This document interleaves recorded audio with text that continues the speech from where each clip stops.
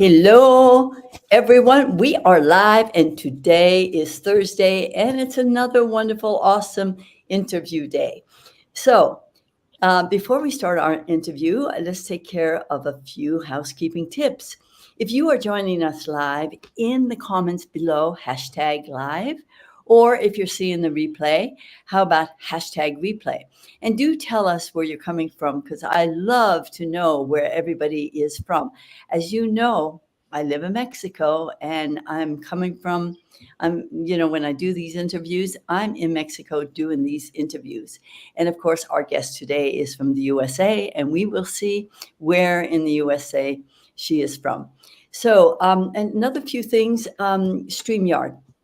Above the video, and perhaps just below, there's a strip that says StreamYard.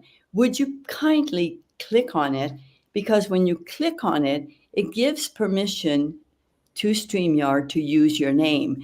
And that is because we would like for you to interact with us. So if you allow Facebook to use your name, we can interact with you. We can call you by name. You can ask us questions. You can make comments as many as you want. And if you just want to react, then send us those wonderful hearts because we love hearts and we know how the algorithms prefer hearts. So in order to proceed, you know that I usually tell you how I meet my wonderful, awesome guest. I met this particular guest. I'm trying not to say her name online, and I'm going to say it again. I meet the nicest people online, and I have so for the past 3 years. We do have a very special person in common, a mentor, Maya Comerota. That's really where I met my guest today and on one of Maya's events. And so without any further ado, let's meet Jennifer Cavender. How are you, Jennifer? Hello, I'm so excited to be here, Lucy. Thank you for having me. Well, thank you for taking the time because I know how busy everybody is. So it's lovely to have you, Jennifer. Jennifer, could you tell the public where you're coming from right now? I know you're in the USA, right? I am. I'm coming to you from Redondo Beach, California. Okay. Is that where you were born? I was, yeah. I was born about 2 miles from where I live. Wow, that must be. Now, how is life like when you grow up on a beach? Can you tell us a little bit? Because that's so foreign to me. I was born in Canada in the cold weather, in the snow. Just let me relish that. I would love to. Well, one of my memories that I love recalling is of me and my sister when I was, like junior high and early high school years. My sister was much older than me. She was 13 years older than me. Right. And I remember those weekends where we would be, or even summer weekdays where we would scrounge for change because when you went to the beach, you had to pay the meter for parking. Oh, And so we wanted to go to the beach and we would be digging under the cushions, looking in the car for all of the loose change so that we could have the maximum amount of time at the beach. Right. Oh my God, that's so much fun. So tell me, I do want to talk a little bit about your background. I'm intrigued that you are a CPA. Mm. Because, everybody forgets how important it is to know your numbers, to know how to take care of your books. And I think that CPAs are not appreciated enough. What made you want to be a CPA? One of my best friends is a CPA, by the way. Oh, okay. Well, the journey of becoming a CPA started for me in high school Okay. when I took an accounting class. It was one of my electives, and I thought, oh, I'll try this because I always had a desire to be in business, right? Okay. So I thought, I'll try this. I absolutely loved my teacher. And then I said, okay, let me go to the Career Center and let me see where the jobs are. Because there were other things that I loved. I loved art history. I loved, like the Renaissance era. And there were really artistic things that I loved. Right. But I was like, well, what's going to get me a job? Because I don't want to be working at the gas station. There you go. And so there was always jobs in accounting. So the reason I chose it was because I did have a fondness for it, but I also chose it for the most part because it was safe and because it was secure. And I didn't necessarily have financial security growing up. Mhm. And so it was a way for me to establish something that for my own life that I didn't have growing up. Right. So was there any push like from your parents? You've got to really learn something in college that's going to make you money. Was there any kind of, push there from the parents' side? My parents were both blue collar workers, Okay. and I was the first to even go to a college in Mhm. my family and extended family. After I went to college, my older cousin got a degree. And so there was no real push for that. I just always had this innate desire to do it. And it just never was a question in my mind after high school that I would go to college. So, Well, yeah, that's just, I had the same thought. It was like not even a thought of not going to college. yeah. And I didn't even know what I wanted to do, but it sounds like you had it in your blood. I mean, numbers were your kind of what made you feel safe, right? Yeah. Yeah.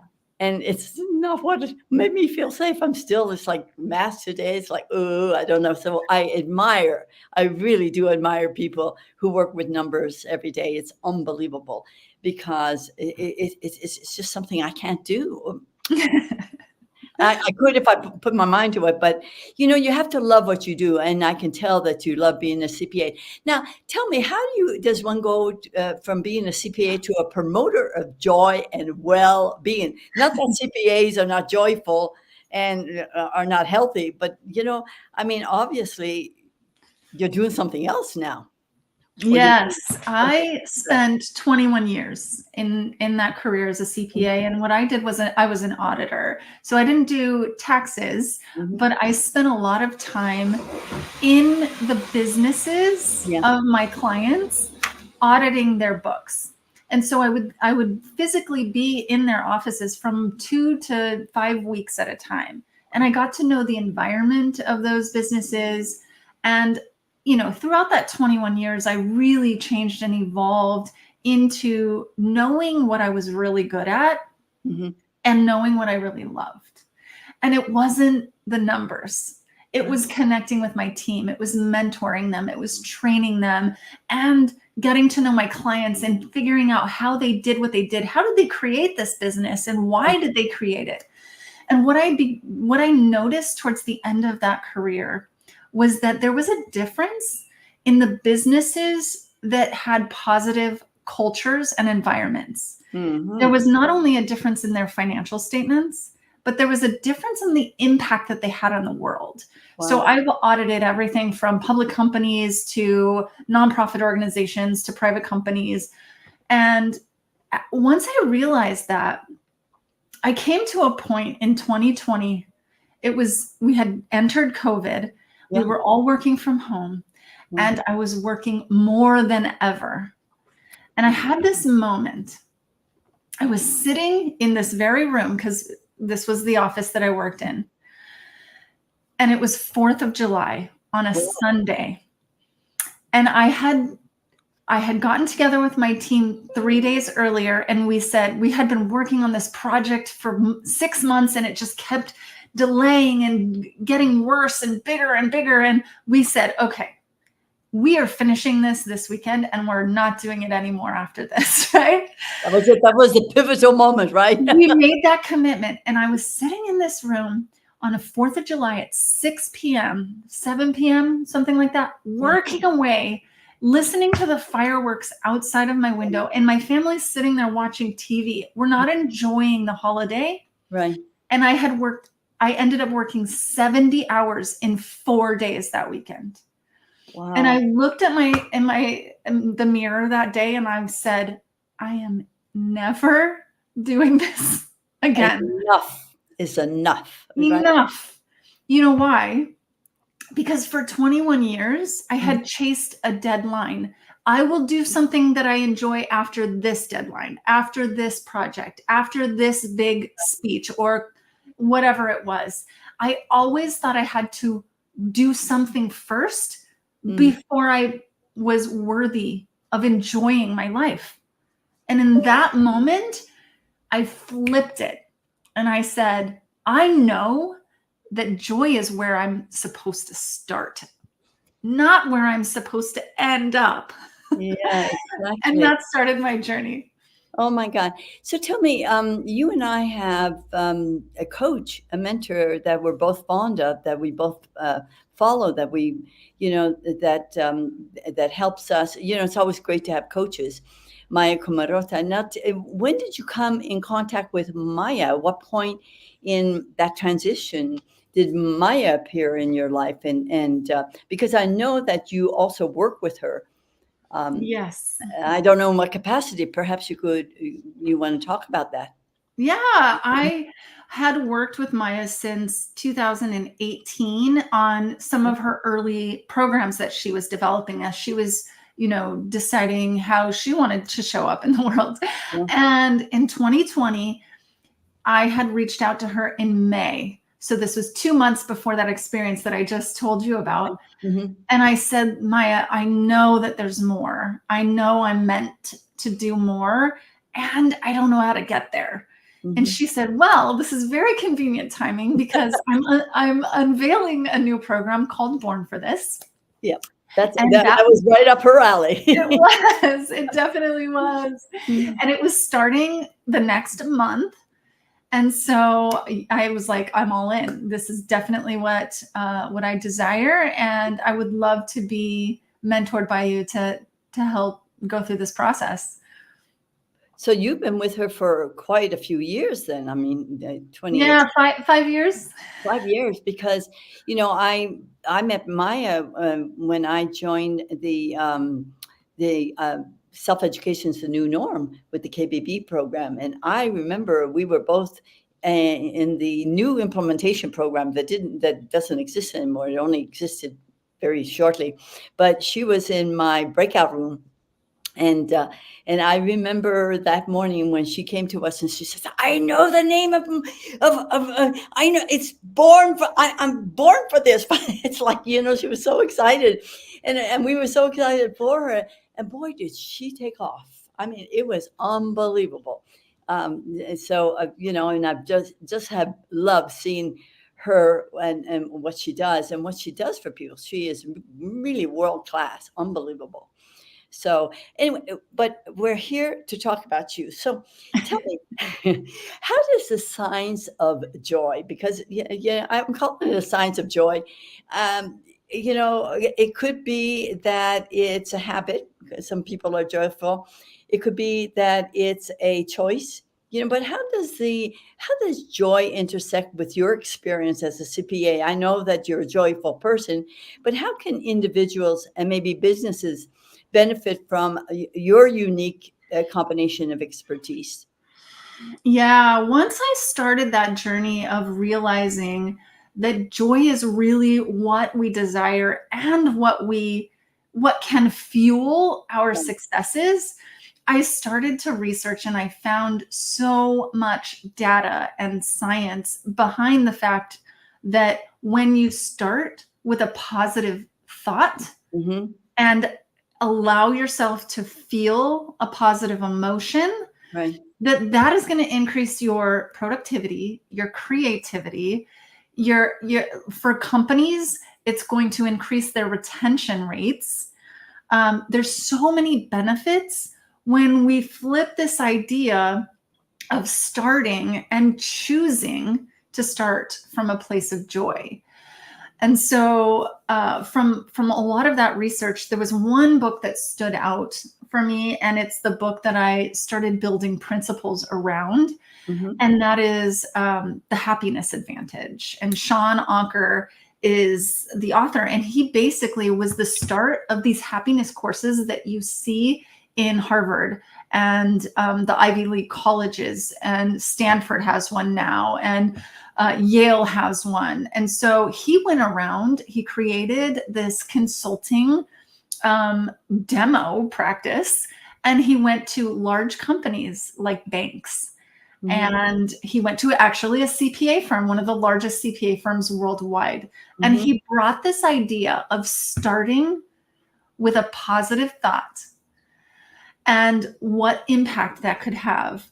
And so he brings together all of the data and research that really impacted how I show up and what I present to my clients now, just to help them understand that it's not fluff, that this Right. actually is real and it has real financial impacts on your business. Absolutely, absolutely. Now you are COO, which is Chief Operating Officer of Joyly.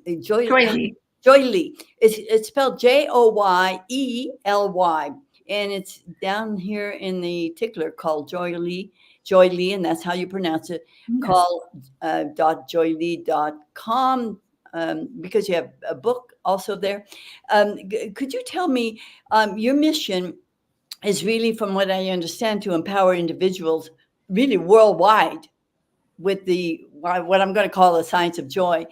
Can you share maybe some specific success stories or transformations that could illustrate the impact of joy on personal well-being and business success? Absolutely. So one of my favorite testimonials Mhm. comes from a doctor. So we worked with a hospital on a 90-day program Okay. recently, and we started this program off with choosing 5 executives, top executives in the hospital. They had about 2,000 employees, Okay. and the VP of Medical Affairs, who is a very analytical doctor, Hmm. went through a 5-day challenge with us before we kicked this off. And his response was, after doing the chair, we have a process called the chair of joy. Oh, oh Okay. yes. And Hmm. the chair of joy allows you to shift your mindset from one of stress, overwhelm, frustration, anger to one of something more productive for whatever you're going to do next. So he said, after doing the chair of joy practice on a regular basis, I now know that it's not only helpful, but essential for Right. helping me move through complicated challenges. Wow. That gives me chills every time I say it, Absolutely. Absolutely. because he was a person that you would not expect to say something like that, or to have beliefs that are different than what's in a medical journal. Right, exactly. Oh, and what difference it must make between him and the patients also. Oh my God. Oh my God. Talk to us about this chair of joy experience, because I've seen, I've seen pictures of people in that chair of joy. So tell me about that experience. I mean, I like the fact that there's a physical component to this. There's a chair there, folks. There's a chair called the chair of joy, by the way. you know, so you tell us about, was that is that something that you came up with?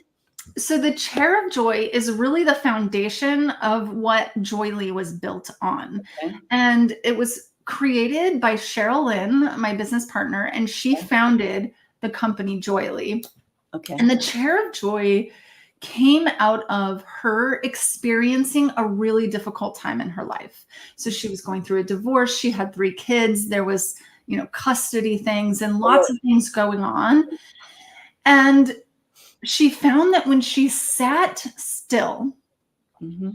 and focused on a positive memory with her children or whatever it was, that she could change the way she felt. And so she ended up developing this process, which now, over many years, has been catalyzed into something very simple, which is sit, breathe, think, and feel. So the Wonderful. chair of joy is 4 steps: sit, breathe, think, and feel. Mhm. And once I came along, I met her and we came together. I actually found and built all of the supporting data and science behind each of those steps. So when you sit and you make a choice that I'm going to choose and make an intention Right. to shift my state, that's the first step. Then Okay. if you breathe, there's so much science behind the power of your breath and deep Right. breathing. And then when you choose a thought that's positive as opposed to the thoughts that are negative or like stress and overwhelm Right. and anger, how powerful is that? And then how do you feel in your body when you chose to think about something positive? So that's kind of the summary of the Chair of Joy practice. And we use that as the foundation of all that we build in corporate programs, in our individual coaching programs, and in our educational programs. Wow. So that's one of the strategies. Oh my God, this is so cool. Well, you wouldn't think so, but the fact that people would do that, I mean, even pausing in a day makes a difference. And so, yeah, that I commend you for that. I mean, that is so cool. And the fact that I've seen people that I know sit in that chair, it just is like, I want to sit in that chair too. Yeah, we use this big, beautiful throne chair, and we actually have toured it. We just came off of a tour last week around the country, Really? sitting lots of people in it. Anyone we could find, executives, teachers, children, police Right. officers, all of the people, and walking them through the process and getting their feedback. And of course, you were filming all this, right, as you were Yeah. doing it. Oh my God, how cool is that? So, what's the most effective? Obviously, this is very effective to have somebody sit in the chair, pause, breathe, have a positive thought, and yeah, absolutely. And what comes to my mind is Tony Robbins, who he says, stack those positive thoughts one on top of one another too, if one thought is not enough. So, so have you found this to be the most effective of all the strategies then, or do you have others that you want to mention? Yeah, this is the foundation and the most effective. Yeah, There are the things that we bring in, like some of the principles that came from the happiness advantage and the science and data. There's other, the principles that come from that, but right. really it all ties back into the foundation of the Chair of Joy. Wow. Okay. So, there's so many people seeking clarity today in some direction in their lives. And how can individuals discover, their true purpose and find joy in their personal and professional pursuits? I mean, yeah, that's Yeah. a loaded question. I know. But It is a big question, but also it can be simple. mhm, And that's actually what was the foundation question for us a few months ago when we had built these corporate programs and we had built an individual coaching program. And we also had people that were like, I just want to be in your stratosphere. You guys have an energy that is different. And I want some accountability and reminders mhm, of the fact that I get a choice, right. right? And so we actually launched 3 months ago an ambassador, a Joyly ambassador program to Wow. help people do just what you said. Yeah. How do I, as an individual, choose joy for myself every day? And then, is there a way that I can encourage the people around me to do the same? Mm, How do I identify in the moment when there's an opportunity for a shift and I right. can do sit, breathe, think, feel in 60 seconds in my mind? Or how can I make it a regular practice that I spend 10, 15, 30 minutes reflecting on positive moments or envisioning a future moment that I would love to participate in? I mean, I can see business here of selling these chairs of joy. Yes. Christmas is coming along. It's like, We have a children's chair of Mhm, joy mhm. along with a children's book. Wonderful. And so the children's chair is actually a great gift for kids and grandkids and things like that. Oh, now that is, to really touch at that age is really awesome. I just want to thank Therese Parkin for being here. Therese, as you well know, she says the chair of joy is a game changer for me. Was a game changer for me. You are such a light, Jennifer. So she thanks you. Well, and Teresa is one of our ambassadors. Mhm. And so it's been really fun to collaborate with this group of people that also has a similar desire to elevate the level of joy on the planet. So these people do lots of different things, but they have an element of joy in what they do. Right. And so we're actually launching our first ambassador collaboration event in Wow. November coming How up. cool is that? Oh my God. I want to know all about that. Did you hear, folks, in November? Did you say November? Yes, That's just November 8th. in a couple of weeks. Yeah. Oh my God. And so Therese says, we are changing the world in joyful purpose. Wonderful. Businesses really are increasingly, some businesses, not all businesses, they're focusing a lot more on employee the well-being of their employees. So my question to you is, how can companies create a joyful and productive work environment? What's the first thing that they could do?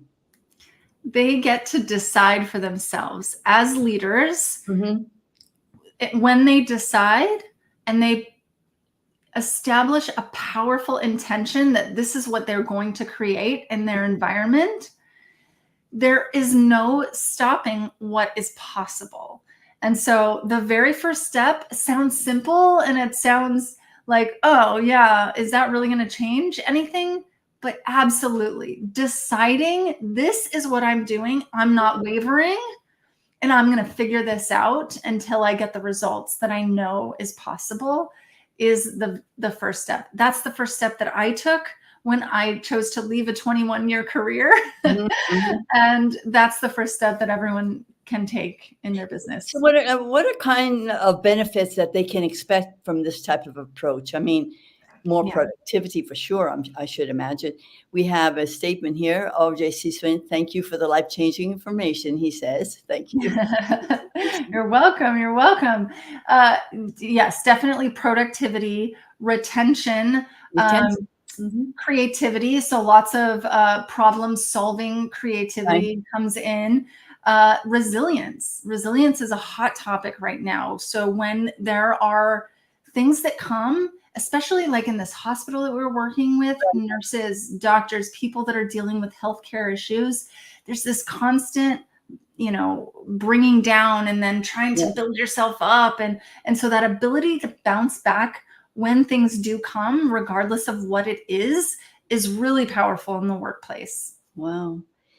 Well, I'm your dedication to this profession is really impressive as far as I'm concerned. How do what do you do in your personal life to keep joyful? Yes. So number one, I use my Chair of Joy practice multiple times a day. Okay. I start my day with it. I end my day with it. And when I get a moment of stress or overwhelm, I use it as a practice. Number two, I choose to start with something joyful in everything that I do. So for instance, I am building a new collaboration and I start with, what would I love this to be? Great question. What I love.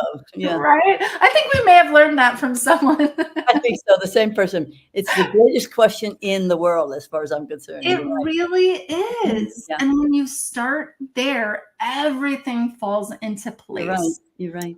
And it becomes easy.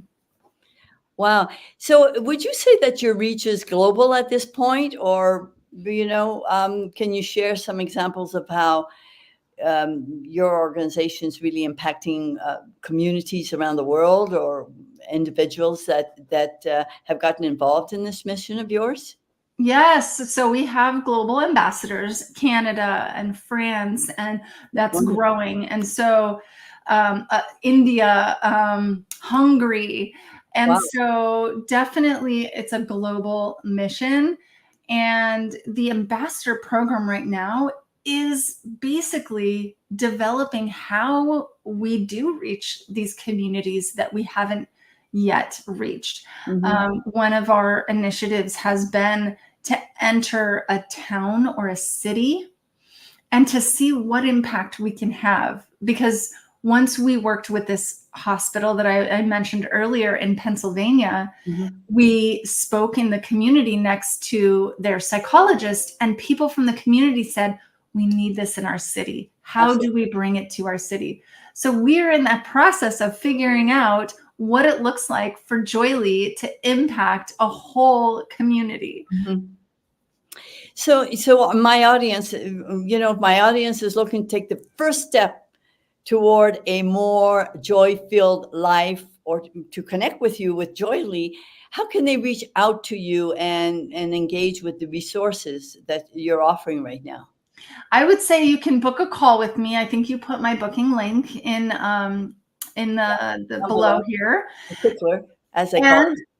Uh-huh. you can check out our ambassador page. It's a very minimal of investment Mhm. for finding and allowing yourself to choose joy, and so connecting with a community that does the same. And so it's an extremely powerful community, as well as just a fun place to be. And we meet monthly. It's not overwhelming. It's really exciting. So I would say those are the two starting places.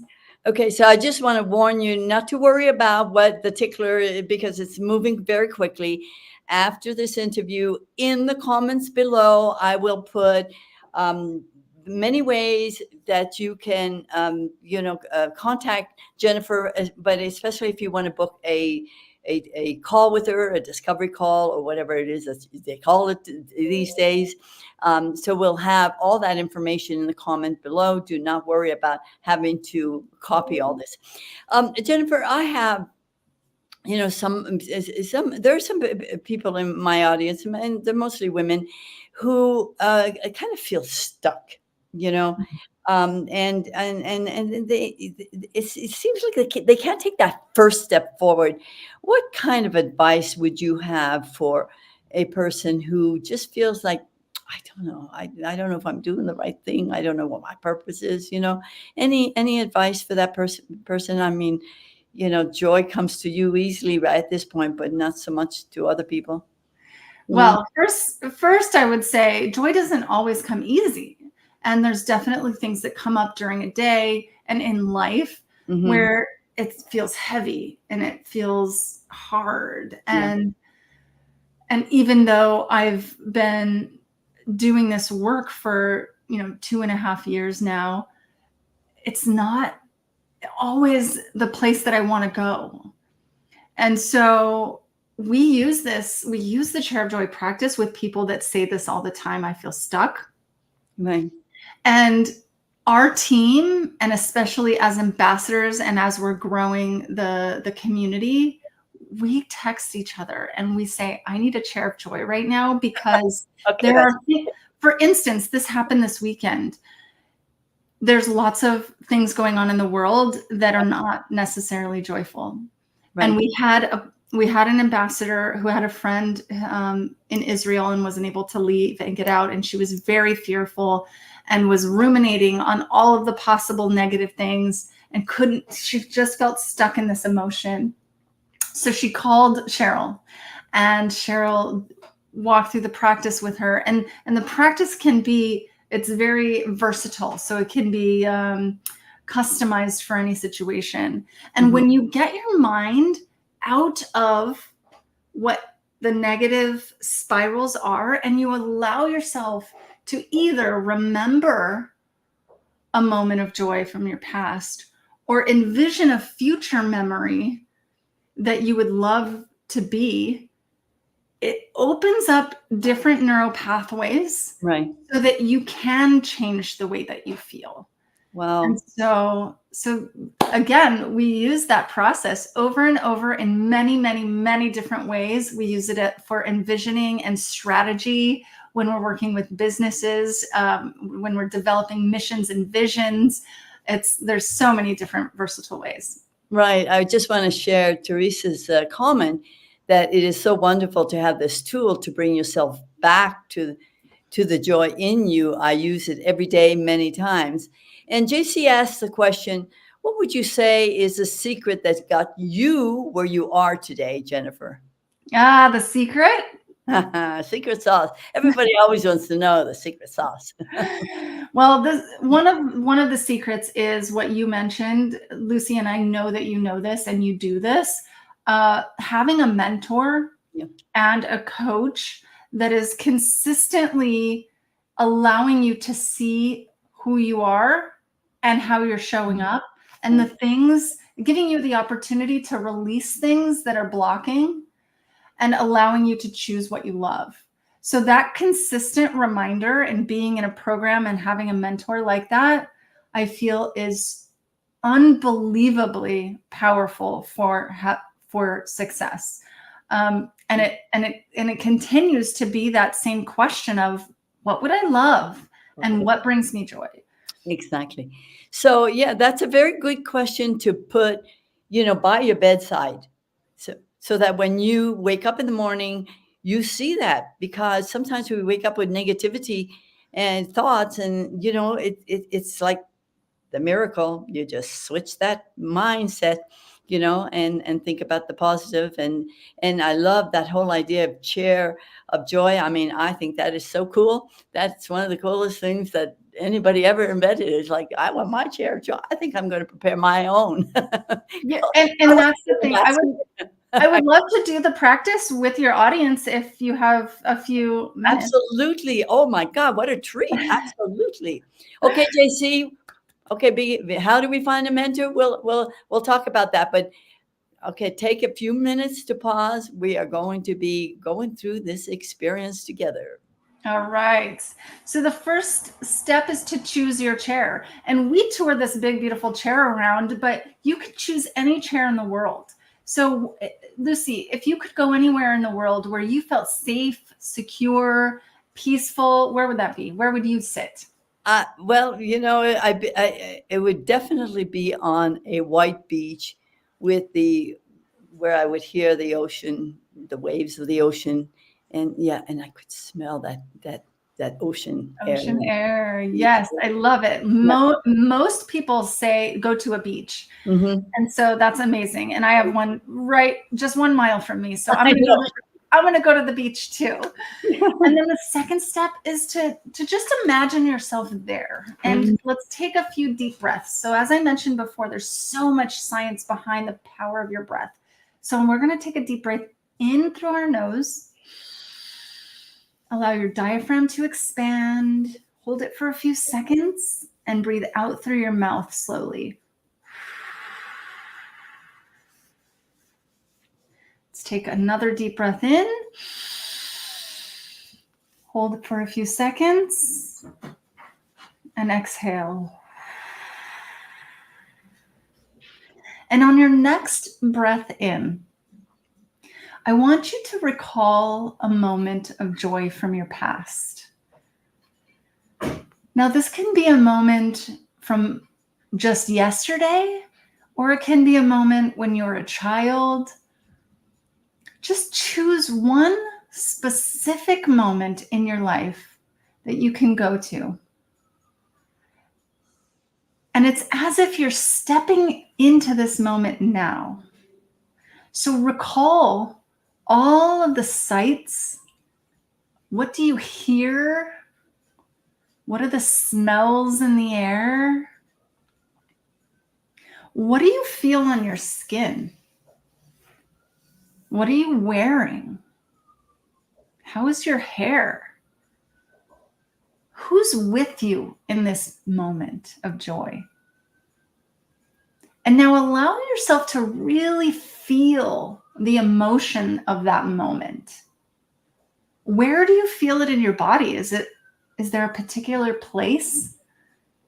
Does it maybe start in your heart? Do you feel it in the top of your head, or maybe you just feel it all over?